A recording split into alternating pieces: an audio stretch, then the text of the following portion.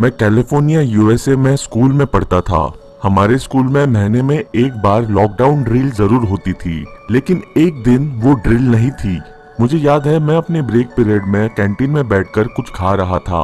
तब वो सर जो कैंटीन पे नजर रखते हैं वो कैंटीन में एंटर हुए और माइक्रोफोन पे हमें इंस्ट्रक्ट करने लगे। हमारी स्कूल लॉकडाउन में जा रही है और हमें चुप रहने के लिए ऑर्डर किया। उन सर को देख के लग रहा था कि वो जेन्युइनली डर चुके हैं, क्योंकि वो काफी सीरियस और नर्वस साउंड कर रहे थे।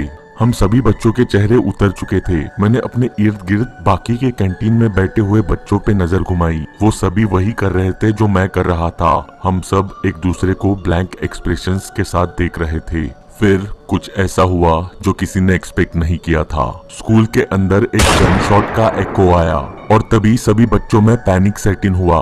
कुछ बच्चे एग्जिट डोर की तरफ भागने लगे, लेकिन जो टीचर कैंटीन का इंचार्ज था उन्होंने माइक्रोफोन पर चिल्ला के बच्चों को ऑर्डर दिया कि कैंटीन टेबल्स के अंदर छुपने के लिए। फिर उन्होंने कैंटीन का दरवाजा अंदर से लॉक कर दिया और उसके साथ ही कैंटीन की लाइट्स भी ऑफ कर दी। मैं अपने दोस्तों के साथ टेबल के नीचे बैठा रहा। मेरा हार्ट काफी जोरों से रेस कर रहा था। मुझे काफी खराब लग रहा था। मुझे पता था कि मेरी जिंदगी खतरे में है। हर एक मिनट टेंशन बढ़ते जा रहा था।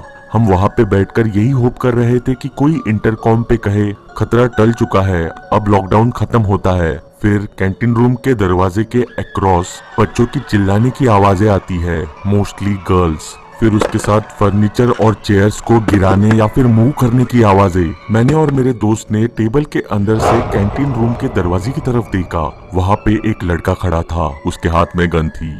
फिर उसके बाद मैंने गन शॉट्स की आवाज सुनी। वो कैंटीन के ग्लास डोर पर बंदूक से गोलियां चला रहा था। वो ग्लास शायद अच्छे क्वालिटी का था, इसलिए टूटा नहीं। एक्चुअली फ्रैंकली स्पीकिंग मुझे याद नहीं वो ग्लास बाद में टूटा भी या नहीं, लेकिन सारे कैंटीन के बच्चे दूसरे एग्जिट डोर से बाहर निकलने लगे। सभी पैनिक में भाग रहे थे। मैं भी उस दूसरे एग्जिट डोर से स्कूल से बाहर निकला और अपने घर की तरफ भागने लगा। स्कूल के बाहर पुलिस की गाड़ी आ चुकी थी। इनफैक्ट एक नहीं बल्कि पुलिस की 2 गाड़ियां आई थी। वो शायद अभी अभी क्राइम लोकेशन पे पहुंची थी। मैं भागते हुए अपने घर पे आ गया। जो स्कूल में घटना हुई है वो मैंने अपने मॉम डैड को बताई। मेरे डैडी ने टीवी ऑन किया और न्यूज चैनल चलाया। न्यूज चैनल पे ये न्यूज पहले से ही चलाई जा रही थी। मिरेकुलसली सिर्फ एक ही लड़की को चोट आई थी और पुलिस ने उस लड़के को पकड़ लिया था। आई एम सॉरी अगर ऐसी घटना से कोई गुजर चुका हो। मैं खुद ये एक्सपीरियंस कर चुका हूँ और मैं ये नहीं चाहता कि कोई भी ऐसी घटना से रूबरू हो।